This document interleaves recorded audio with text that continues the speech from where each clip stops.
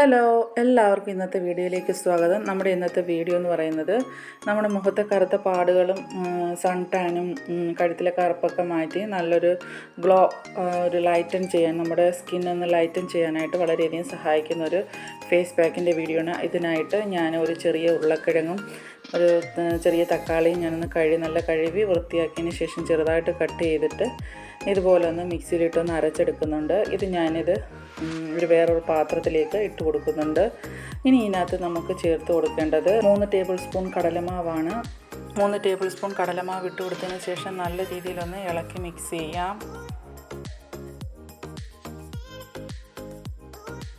ഇത് നല്ല രീതിയിൽ മിക്സ് ചെയ്തതിന് ശേഷം ഇതിലേക്ക് നമുക്ക് 1 ടേബിൾ സ്പൂൺ തൈര് ചേർത്ത് കൊടുക്കാം. ഇത് നല്ല രീതിയിലൊന്ന് മിക്സ് ചെയ്തെടുക്കാം. പിന്നെ ഇതിലേക്ക് ഞാൻ ചേർത്ത് കൊടുക്കുന്നത് അത് ഓപ്ഷണലാണ്, വേണമെങ്കിൽ ചേർത്ത് കൊടുക്കാം, നല്ലതാണ്. ഒരു 2 വൈറ്റമിൻ ഇ ക്യാപ്സൂളും കൂടെ ഇതിലേക്ക് ഞാൻ ചേർത്ത് കൊടുക്കുന്നുണ്ട്. വൈറ്റമിൻ ഇ ക്യാപ്സൂൾ ഒഴിച്ചു കൊടുത്തതിന് ശേഷം നല്ല രീതിയിലൊന്ന് മിക്സ് ചെയ്തെടുക്കാം. അപ്പോൾ നമ്മുടെ ഫേസ് പാക്ക് ഇവിടെ തയ്യാറായി.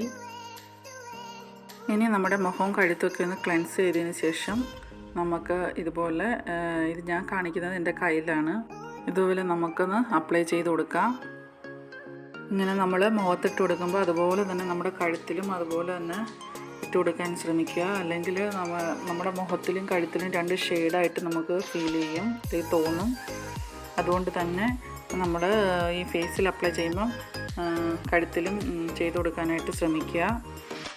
ഇനി ഇതൊരു 10-20 മിനിറ്റ് വെച്ചതിന് ശേഷം നമുക്ക് നോർമൽ വാട്ടറിലൊന്ന് കഴുകിക്കളാം. ഇതിപ്പോൾ ഒരു 20-25 മിനിറ്റ് ആയിട്ടുണ്ട്. ഇപ്പോൾ നമുക്ക് സാധാരണ നോർമൽ വെള്ളത്തിൽ നമുക്കിതൊന്ന് കഴുകിയെടുക്കാം.